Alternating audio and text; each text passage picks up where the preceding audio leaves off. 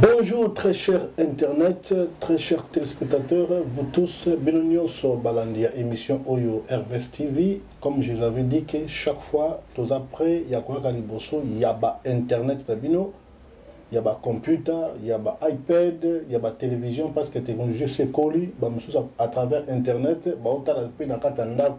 na TV. Alors, tu décides qui tu es toujours d'informations pour vous avoir toujours au courant de ce qui se passe dans notre pays. Au micro, c'est Ricky Lusamba, votre humble serviteur, le président de la presse, comme on dit toujours, l'homme qui vous parle sans pour autant déranger l'éthique de cette émission. Donc, Tozaona Poto Mirabino, Makambo Kitoko. Chaîne Oyo, c'est la chaîne qui vous informe, réforme et transforme. Donc, Tozaona Poto encore informer Bino, réformer Bino, peut transformer Bino. Voilà, aujourd'hui, Nembe Bino, Moussa Nanzambe. Alors je pense que Yemoko s'introduit pour Boyebaye. Bonjour l'homme de Dieu. Bonjour papa Ricky, que Dieu vous bénisse. Merci beaucoup. Tous en un réel plaisir, Yakoyambayo, Lelo, na 4 émissions au RVS. Je pense que Bandeko, Balondabiso, votre nom, Ozanan. Je suis le prophète Safnat Kazadi.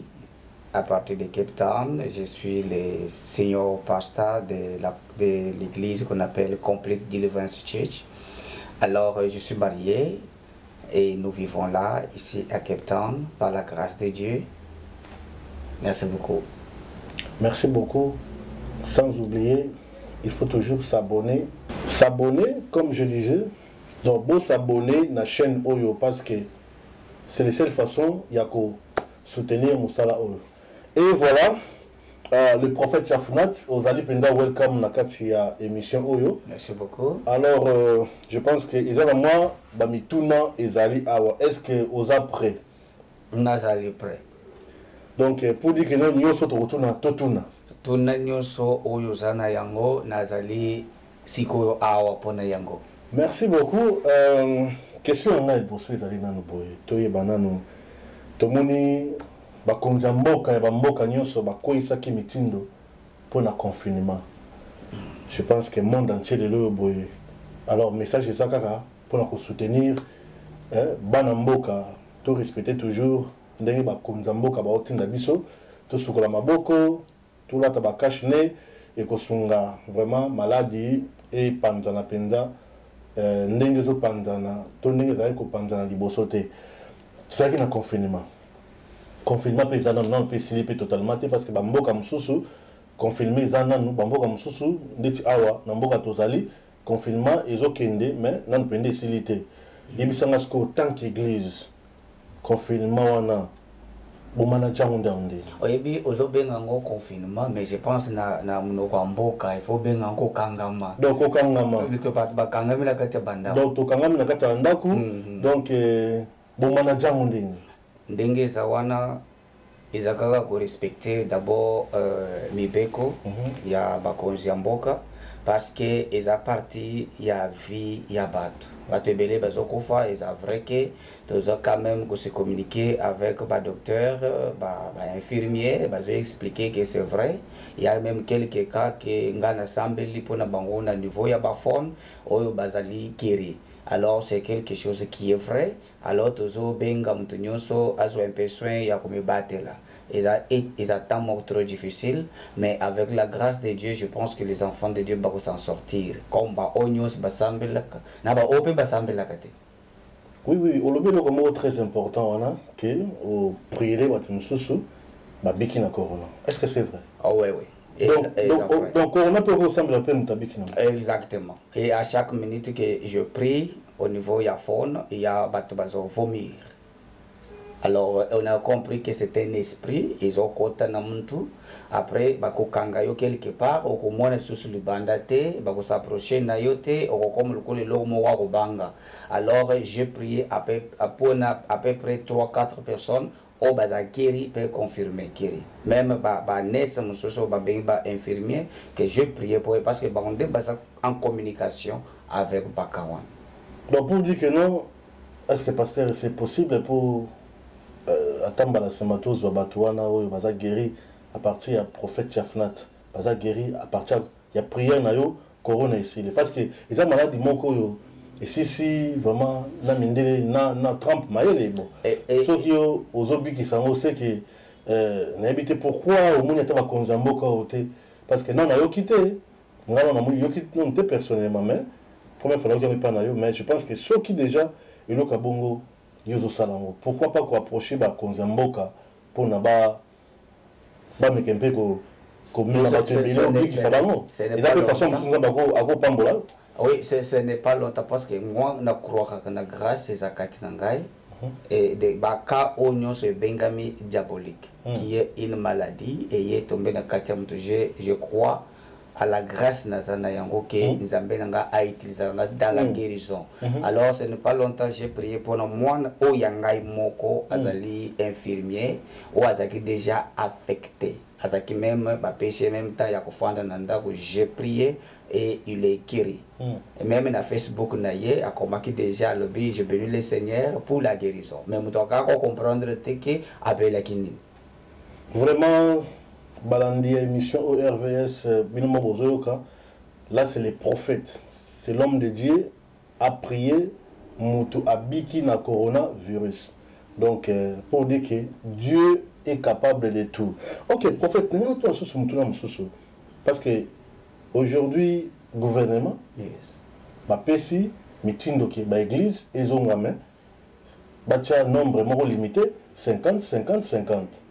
Alors, est-ce que,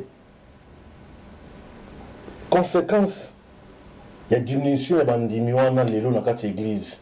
Et cause à la ligne, est-ce que quand il y a l'église, et qu'on remplit la tâche normalement, il y a et qu'on crée plus de problème. On me dit quelque part, ils ont encore la piège, l'église. Ils ont encore la piège. Ils ont encore la piège parce que normalement, j'ai étudié quand même loi qui est dit sur l'église et comment il faut précéder Nayango. J'ai eu même décision de dire c'est mieux d'être dans la maison. Et fellowship, n'a pas au bazar, pembeni, au babusika, bazana cela veut dire que vous pouvez faire les services de loin. Parce que lorsque l'église c'est Moutoumousoka se retrouve peut-être à Libanda, a affecté et quoi affecté l'église. On dirait que c'est l'église maintenant qui fait que la transmission est salement. Et ça comme que l'église d'abord, il faut battre. Au moins que tu as l'intérêt derrière.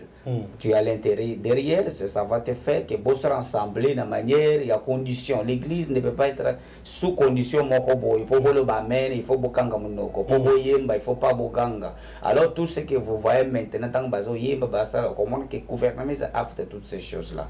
Alors l'église n'entend pas retrouver que l'église, ils ont des maisons, peut-être des seigneurs, a voulu de reconnaître qui sont des vrais et qui sont des faux et qui peut obéir à la loi du temps. Parce qu'aujourd'hui, ça affecte tout le monde. Ça affecte tout le monde. Il y a d'autres qui vivaient que parce que quand on se rassemble, c'est pour cela qu'il y a quelques collègues pasteurs qui sont aussi des dons à la maison, qui sont en train de prier. Et le Seigneur nous écoute à la prière. C'est lui qui nous a mis dans cette condition. Parce qu'on a pour ça qu'on s'est remonté afin que et affecté et le bâtiment l'église de Basali Makambo. Bangonde basali qui est propagande parce que qu'est-ce qu'ils ont commenté na un pasteur aujourd'hui à Lubumbashi qui me dit que babandi confinement encore today na Lubumbashi à partir de Sombalesa. Ok, là quand tu étais prophète, je voulais un peu savoir est-ce que les lobes bien sûr on dit qu'ils appuient mais l'église est zongi. Est-ce que les pasteurs ils auront des problèmes pour nous que biso awa ils ont nimeli ba futa ba salwana. Exact. Alors yebisanga sikoyo est-ce que le foot à salle pour ton message habitude il y a resomba te to banda ba projet mais to suki ça na resomba te au moins les bandits n'ont bien si mais suka mbongo wana bobi place et qui était loyer na ya mwana le rôle et ça qui boy to so ki mbongo wana to ok na projet na suka te yango ça là que et bela ba église ti le ba zaka ba footeli siko yebisanga na moment ya confinement ya ka pété et est-ce que le foot à salle est-ce que ba communiquer ka bandimi mukumba wana parce que tout le monde bandimi musu bon yo deko yo lo bana parce que mamusu na ko lo ba yo ko lo ba oyebi RVS makamzo le beza minene omni l'église normalement na ba pays étranger oyo ezalaka normalement na ndenge bozo sangisa pour bo foot église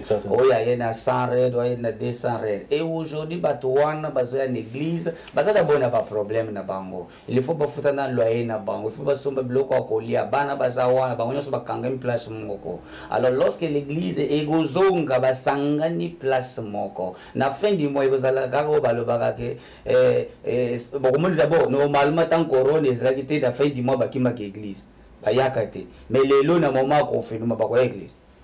C'est ça. Et vous avez le problème grave parce que ils ont le jour qui est dans la salle parce que lingi kako ke ngana zwaki contrat à 3 ans. Na zwaki contrat à 3 ans na cancellé. Non, je ne vais pas tomber dans des problèmes. J'ai une famille, alors on a beau pas problème. Pas stress. On a beau pas stress. Quand tu es man of God, n'a pas que stress à ma église, c'est quoi bon toi? Ndeko, au moins quand même que na matika même moi volume na kati yako ya dani le quoi ne tango bande déjà aux ana stress spécialement place na za photo comme 13 000 alors ce n'est pas facile na au moins boyo ko tomber peut-être 5 000 mais il faut foutre mkolo on fout à place 13 000 donc tu dois comme une année donc et quand on habite sur déjà 17 100 quelques mille. Ok, bon, je reçois ma église. Bon, on rose à la ta aux 8 places na bilu bozo futa bino moko. Alors bo sali la bakolo place mbongo. Maintenant quoi il y a yekaka. Bino bo fanda mkole ko beba boya dimisi bino.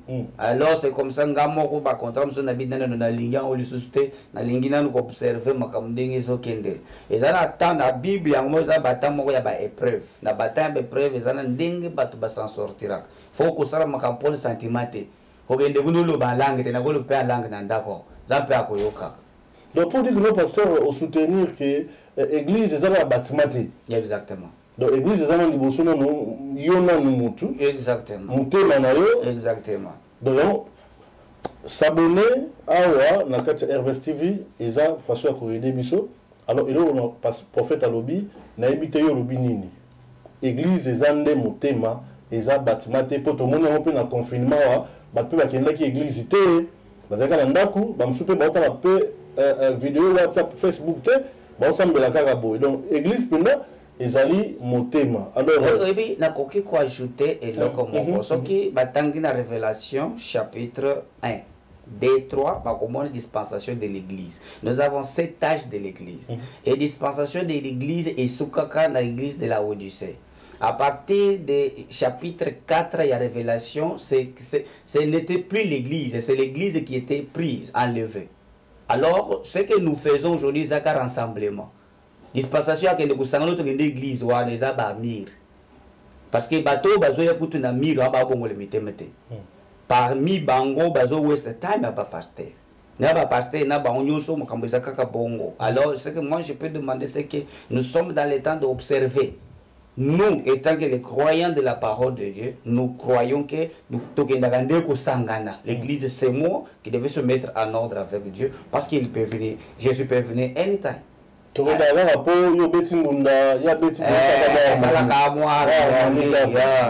L'église pendant nous thème moto. Nous prophète à lobby. Alors prophète. Yes. Si quoi on a tout non prophète. Le lobo naïbi que musala ngwe nzambe ekomi penza ekomi na kokoso ebele ekomi pe na mwa makambo ebele na kati oyo esalaka eno bato mosusu lelo bakomonaka eno mieux ata avandaka nde na ndako ka ndenge oloba wana ke akende église par rapport ya basala ya nzambe oyo tozomona mikolo oyo nayebi te point de vue na yo tokovanda kaka boye omoni oyo video ye na phone o mutakala ya mutu nzambe boye o évangéliste o moyembi boye nayebi te eza vent satana tindi ou bien eza nini nayebi te yo nayebi te soki bamosusu mpe osotala to bamosusu mpe otala te nayebi te c'est quoi juste normalement RVS eloko na koyebisa balandi bisika nyonso bazali ezaki l'église mosala ya nzambe ezaka na kokoso te basali ya nzambe na bana nzambe nde bamemaka kokoso na mosala ya nzambe parce que mosala ya nzambe eza un problème te nzambe asapesi loi na ye tout à observer et eloko nayebi ezali que les gens aiment l'hypocrisie balingaka vérité te lorsque bosala makambo na hypocrisie ekobima mais quand on part avec les choses en public les gens n'acceptent pas la vérité bato balingaka nde hypocrisie. Cela veut dire que vous qui faites la chose comme vous le voyez, on dira que ce n'est pas bon. Mais mon oiseau ça la nancé, à continuer au salaire bino makambazo poser bino maboko, oiseau ça la makamanyos bobit aux armes salaire zambe azam centre. C'est ce qui se passe maintenant à l'église aujourd'hui. Yangwana ozomona ketang ozomona ba photo moko bimi o photo mo kana tala kana biloko ana teza eza malamu te bible le beto tala mitakala ba mikolo te. Tala pe biloko eza phone moni boyete. Ade tango moni kaka na phone o jampe so so mon déjà idée batindeli zani. Oso comprendre déjà. Mais o mona kamera telongi. Te omoni par exemple ba makambo zo le eza belé.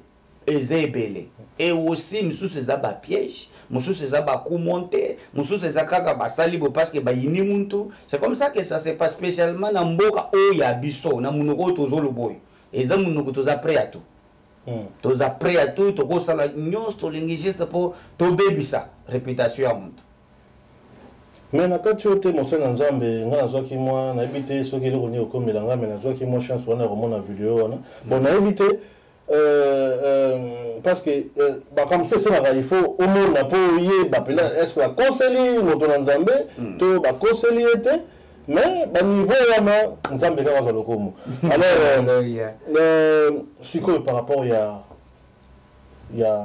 évêque mokuna lelo boy bazo déjà ko proposer bakatela 20 ans de prison par rapport ya combat o ya bandaki point de vue na d'abord est-ce que nous asalaki yango bien asalaki yango mabe est-ce que comportement na biso par rapport ya oyo ya asalaki est-ce que eza pe malamu na ebite omoni pays oyo ya biso nalingaka yango mingi Congo c'est mon pays eza pays moko oyo eza prise en otage eza pays qui est prise en otage cela veut dire que oyo bazwama et bato moko bazwango bafandele ba commerçant ya pango alors au bien privé et comme bien privé ya bato moko boye ezali stratégie na bango maintenant qu'est-ce qui se passe ezali que au comment il y a des choses na pasteur mukuna certain bon ngana kutana pasteur mukuna da Congo na monaye parce que azamba bato ebele na kenda na office na d'abord na office na pour mona ye za hésité d'actiser longa na yebi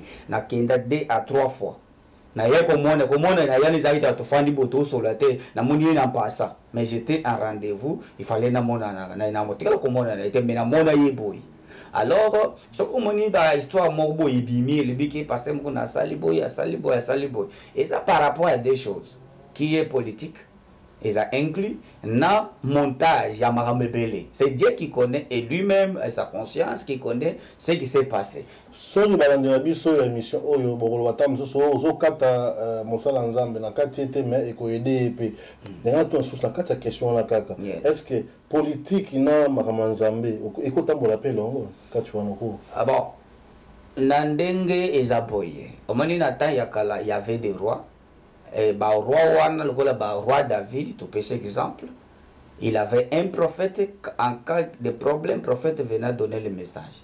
Nous avons des prophètes Nathan, nous avons des prophètes Élisée, nous avons des prophètes Élie, des prophètes des prophètes qui allaient vers le gouvernement. Mais dans ndenge sikoyo ba pasteur na ba prophète mikolo ba sala na gouvernement ekosimbate. Selon la parole au bisoto yamba to koki ko mixer zambe na politique.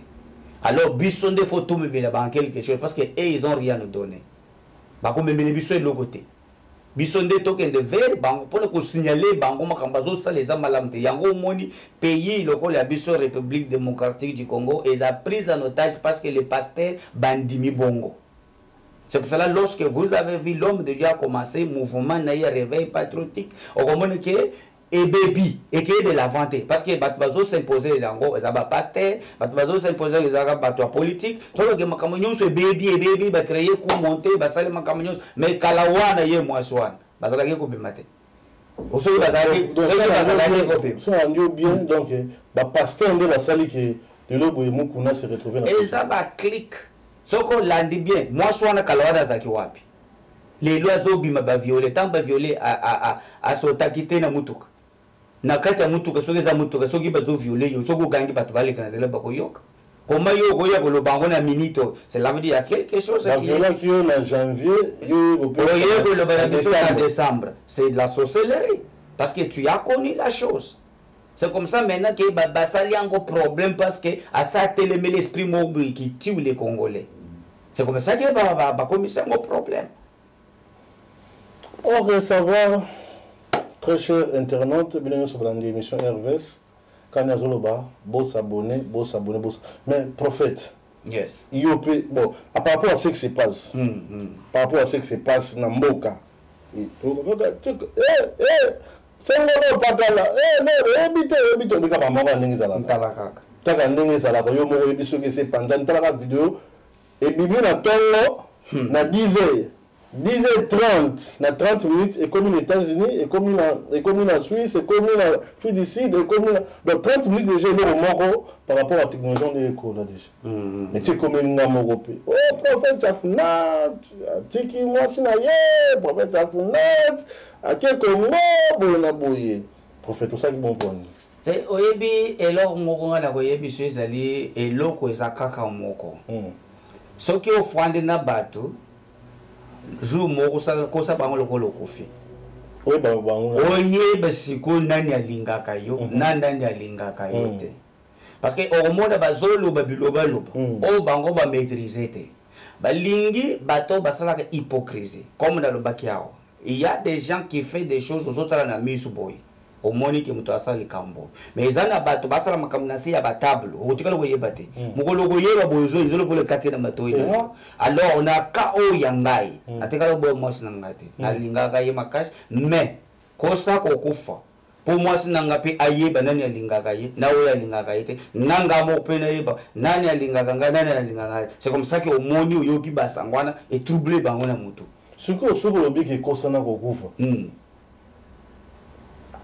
au conseil de l'année. Parce que les questions sont questions dans cette question. Exactement. Parce que moi, la cause de la ça dit que c'est un salamaki. Donc, au conseil de l'année, Naboy, maman, to. Omoni le réseau les Kezaboy. Au taliban hypocrite, vas à 1000. Mais yo zamu to vérité ozo memela bango vérité na misu na bango so be ozo yebisa bango na lingina sa de kambote ce n'est pas que na tiki mwasi na ngai na lingina ke nde bote eza bongo te muntu nyonso ayebi ke vérité za nini likambo eza boy on comprend si ko na kati ya mouvement wana nde o découvrir qui sont pour toi et qui ne sont pas pour toi. C'est-à-dire que quand tu y a qu'à faire Zambé, tu le bagas tu y es pas dans Zambé, mais Zambé ça gâte à mon. N'est Zambé sogi na commune à Congo na au nom de Jésus. Batu bakoya. So il a qui na mairie na au nom de Jésus. Zambé ça gâte bandimi baene bison de tu y a qu'à dans Zambé. C'est comme ça que na kati ya domaine wana kamba do akeko parle moi si akeko sala non entre ngana moi nanga to Zamba coopération ma sona biso toujours solo. Alors tango yo ki yango ndenge nini okoti na yango.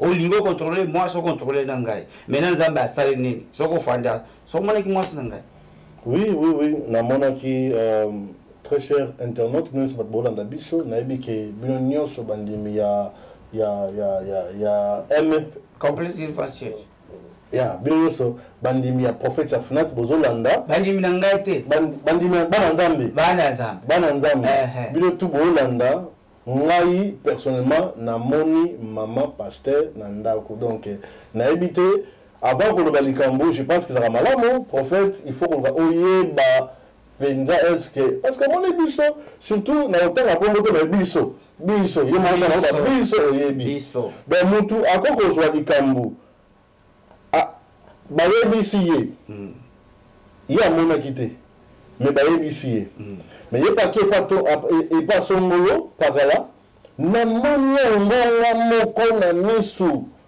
azo kende penza bonamo mais hier à ça yini ba ebisa ki donc mais bien la ko mission di kambo le vérifier te e maman lo bibo ba ka no conséquences on peut non oyebi ndeko RVS na oyebi solo ko moko bato babimi okena nzela kutana prophète moko boy oyo azali Nzambe atomboli nanu yete mais alingi asala kombo na kombo prophète mususu oyebi ba professeur ko bimisa abi prophète wana azali na kisi azali kokanga mbongo na bango ava bango baya bazaki na mutuka ava bango baya kokutana bakota na kati église nini bazalaki na yango bazali na eloko te le même chose bakokanga yo na nini oyaki na ba mapango après okotisi mapango na église bakangi yango c'est la sorcellerie okokota na église bakoti ba prophétiser lukuta prenez nini parce que oyebi que Congo mutuali comme 1,000,000 of people c'est comme ça que bazo sala ba influence mais tu ne peux pas lever l'onction qui est si long. Donc pour dire que non, ce sont que les hommes de Dieu qui tuent d'autres hommes de Dieu. C'est pourquoi dans la dernière émission, il y a Moninga Naope, Moussala, le pasteur Denis Lessi, disait que ceux qui le lobent est commun, et comme la situation où ils ont les lobes, ce sont les hommes de Dieu. Eh oui. En cas de désordre, au commun qui n'attend y a un prophète Élisée, lorsque combat Élingé Salema, le prophète Élisée a un na plan, nanzela ba ennemi ba koyel. Lelo nanya sana Congo wana, o ya kola mukalobi ya PC prophétie, alobi que président armé na yoke de direction ba rebelle ya ba maïmaï ou ya ba M23 bazo ya nazela bazalakate. Tout le monde est derrière l'argent. C'est pour cela Nzambe akenda na ye. Atika akenda na ye. Mais c'est que l'alliance que le président de la République Namikolo et Asalaka pour les Juifs na Congo, ça va sauver le Congo. Parce que quand vous recevez les Juifs, vous recevez le Seigneur. Même le pasteur, mais tant qu'il a fait cet acte, quelque chose se passera. On a bien un moment très important par rapport à le président de la République, le président Félix Tshisekedi Tshilombo, a dédié à Kimboka dans ma boka Nzambe. Alors, je n'avais dit que tant la Kabila, les bénis bandai Kobanga, soi-disant, malgré les hommes de Dieu, mais bandai Kobanga, oh, tout ça la beauté, tout ça. Mais avec l'état des droits, tout le monde a soutien à pasteur na mokonzi mboka kendenge za la kagamo peza boye ba marche ça maduga ba église isangani ba église réserve isangani ba marche des catholiques ndako sala ya mo pour soutenir bateau ya yo wana basi ba bomi mboka. Au juste, qu'est-ce que. Et là, comment se passe avec les églises pentecôtistes, les églises de réveil. Il n'y a que de l'argent, on pense ça, parce que même on a vu sur les passages de l'Indé, ça au fait, alors, ma façon de se comporter, même dans Tango à Kabila, il y avait ça dit que le Congo peut débat, parce que Kabila a compris que Bazali facilement manipuler par rapport à Mbongo. Donc, Mbongo est bondi, ça qui bat, un de délai, même tout autour, il y a Kabila. C'est pourquoi, à comment il comprend le sous-tout, c'est à ça la nuit, il peut moquer que les bossos, il y a mon pays de conséquences à Maramboto. Au moni, tant au musée à côté, et c'est le Kotaka na Congo. Tant au musée à Kofi, nga nazaki na sele. C'est-à-dire, nazao babei bato basalaki au bondi la peine en boka. Vous comprenez? Mais, tant que Kabila a commis na pouvoir, Kabila est baki Congo. C'est ba vieux wana au moni ba fandi wana ba mabandi bazaba mikubango nde ba bisaki Kabila. Tant que Kabila a s'approché na ba pasteur, au début de chercher le pouvoir, la puissance, parce qu'il avait besoin de la puissance. Il fallait l'église. C'est comme ça qu'il a retrouvé l'église et Zosalam Sala Nangote. Il a se retiré. Parce que Bazako y a Bambon. Le exemple de Guadeloupe, ba Pesaka Bambabi, ba Pesaka ministère et église. Mais nani a comme ministre Babundi nani bakenda bafanda pa ce qui si je me trompe pas c'est côté ya mama Ulangi ba sala réunion si la kate ba panzani ba yebi sangai Babundi na Babundi. Moi ce que je peux dire si président a besoin de serviteurs a kendra ba jeunes gens les mouvements des jeunes gens qui se lèvent maintenant, les jeunes prophètes. Bana Mike wana ndi bazana nzambe. Nzambe salongo na ba papa wanyo sana ba vieux prophète. Bazali nzambe salongo. Soki alingi nzambe lobele baza ba jeune wana. Ba jeune nyonso na bazaka na banda na ba groupe wana ba beta kambunda na kwa nzambe za wana. Amen. OK. Wana zali les prophètes Yafnat, to komo chité l'émission na biso. Alors je pense qu'avant dernière question na biso bien dernière question na biso à un prophète. Pourquoi bandimi dans l'église?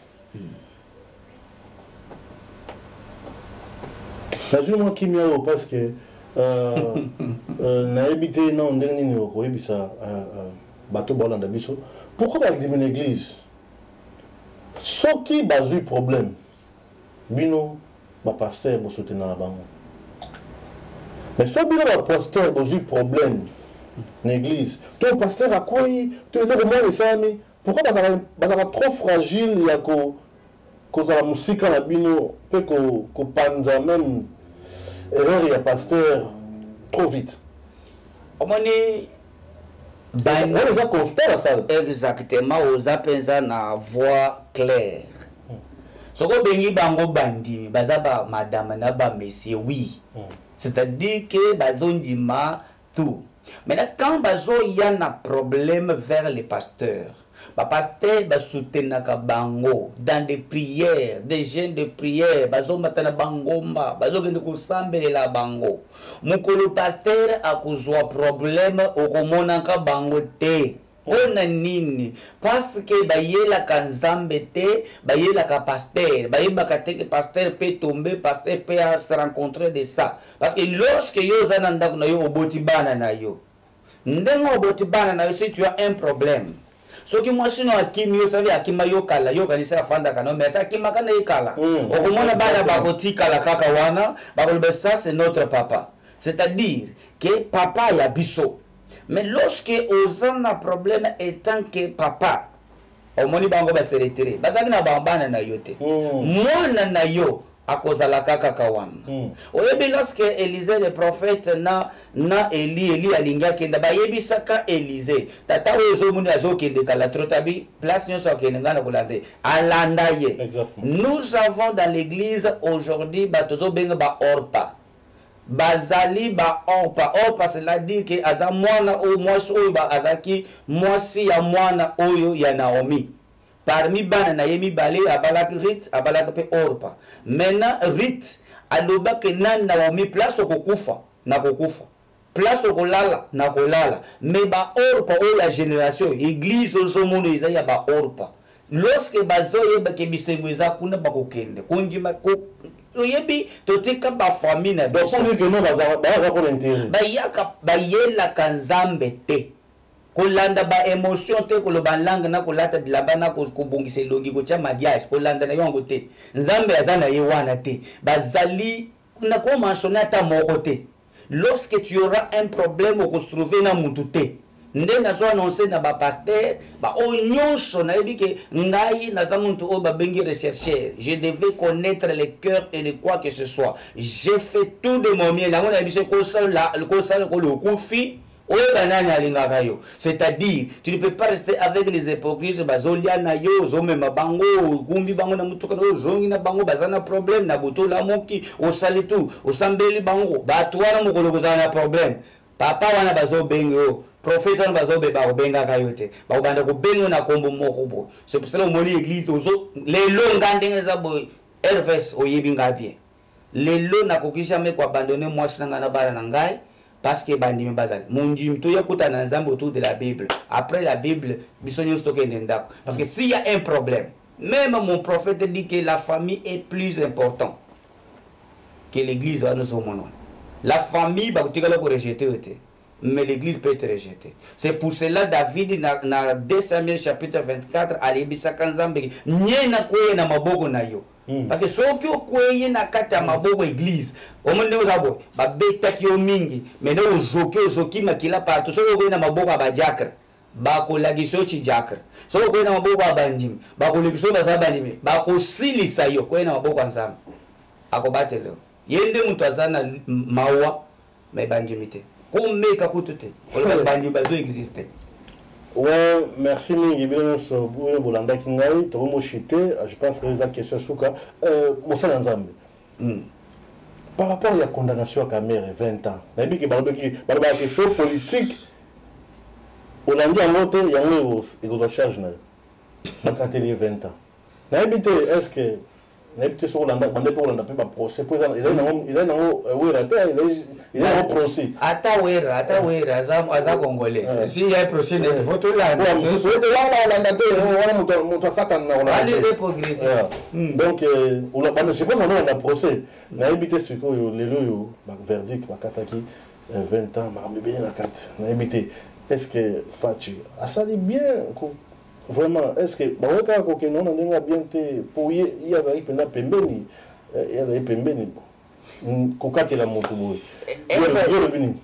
Elvis na koyebisa yo moni tofanda bapays ya bato tofanda bapays ya bapaya oyebi condition ya bapays oyo oyebi ntango nazalaki kosalela passeport te nakanisaki ke soki ozwi passeport nde ozwi kutu bavaleur koleka mais ozotrouve kaka koza kaka étranger maintenant na pays na biso président aprometaki droit état de droit état de droit maintenant tout le monde état de droit ici au Salamoussala mais sauf que ba juge ba corrompre bango te bas ngana na lobaki boy déjà cour constitutionnel déjà ba comme déjà corrompre bango ce qui message oyo e koki ko kende pas président de la république asala boy na ba pays étranger ezana ba congolais oyo bazali ba congolais basala droit bazo boka bango pe na poison au moins na ba pays étranger tozana bato basala droit batanga libanda ba jeunes gens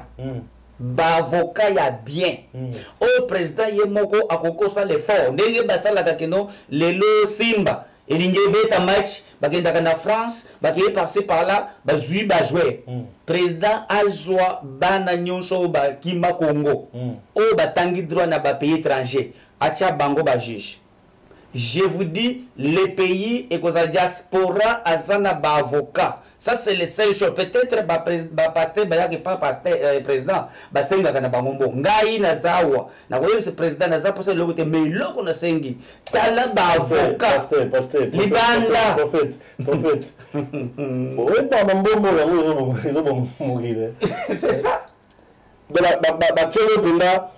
On va monter, on va monter bimana mboka na biso. Oyebi inayoki denile salobi ke Nathan Kabila ba millions za koyoka nza ba 1000. Donc ça me dit que réunion $20. Eh le bon pour ça on réunion sous lobby. Tu as besoin 10 jours $100,000. Bah tu lui a le prophète. Est-ce que vous la pose en monter? Efes président azamonto a diaspora il faut azwa ba avocat na diaspora bazana ba Canada Amérique Afrique du Sud tozana bato batangi droit azwa bango a travailler na ba diaspora ya bato ya diaspora oyo ba bengami ba juge acha bango na kati ya cour constitutionnelle. Je vous dis il restera. Parce que nous qui sommes à l'extérieur, toyebi passé, bango ba yebi passé te, les lots en lockdown, robi manayo ke pa tata moi so lali. Mais pas. Il c'est pour cela ce que ba ke bo bazo mona kaka bango na bango. Bazo ba passe tozo mona tel bandao. C'est pour cela ce qui président ça na pour ça réussir, il faut azo ndenga sali ke ba former ba militaire libanda. Tango ba ya ba za mentalité mususu. Ba o nyonso oyo bazo zinga no ba se ba yibi. Azwa diaspora acha pembeni. Je vous dis, diaspora ba yebi lo te ba tia kanga ba juge ba tanga na ba yebi lo. C'est fini. Merci beaucoup l'homme de Dieu. Tous ceux qui prennent un plaisir, il est là qu'on compte en abino. Vraiment, président, les prophètes Chafnats Alobi, Luka ba diaspora, et belé ba di banda, ba ekoli misala e belé, ba tangi belé. Je pense que oyebi parce que yo mo ozaki diaspora. On na roba keno o biso to mona to kan sa te ke yo mona te parce que yo poza li banda stade mona ki pende ba jouer en beta. Je pense que yebi to roba ka tika to ba to rappeler pour comme les gens m'a bébé la mutu mais to yebi ke elo moko te to koloba o yo yebi te mais mususu peut to ba ki ça o po yo yebi te. Alors tout le monde a dit à la fois prochaine. Je pense que tous les prophètes beaucoup de choses. Mais prophète, maman pasteur, Aza Nandaku, Banyungu Wane Bimaki Wana. Donc ils ont raison dit quand les Congolais bazalaka. Mais bien beaucoup qui n'ont pas eu. Ils ont juste kosa bango ke na kufioye banani Azaya yo to yebi déjà. Kosa okufa we banani bazalaka jaru na. Exactement. Donc bye bye tukutani à la prochaine occasion. Bye. He's done so much for me, I cannot tell it all.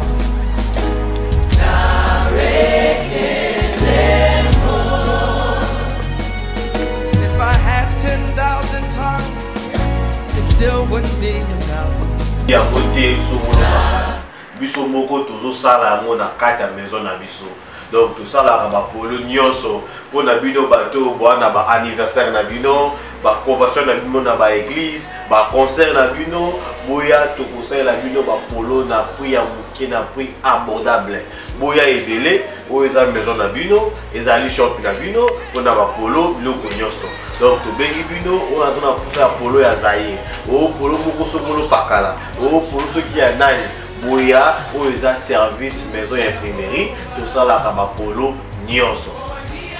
To imprime kabilo ko ebele to za ko imprime ba business card ba poster ba flyers ba large format ba polo. Donc boya ebele o ba congolais ba créer la carte tout ça un service ya imprimerie soko ligo imprimer loko oza musika tout ça rappel ba delivery ezali na ndako na yo ti liboso ya porte na yo okozwa delivery ya eloko na yo o lingi o imprimer poster o lingi imprimer business card o lingi o imprimer sticker o lingi o imprimer large format oza na poster ya benda loka mikemike ya imprimerie papa mama contacter biso on go design printing eza wana mpona ba service na bino oza kosala biloko ebele ba polo ya Congo o so apolo moko bo sepelaka nango okaka kango te benga biso na numéro na biso wana tokoyamba bino tokoexplike bino tokosalela bino yango tokotika yango liboso ya ndako na bino mais oza kocharge mwa fees moko moke mpona ba delivery na bino.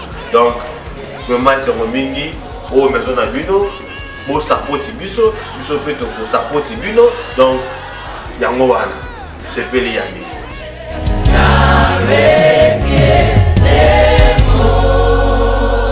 What shall I render?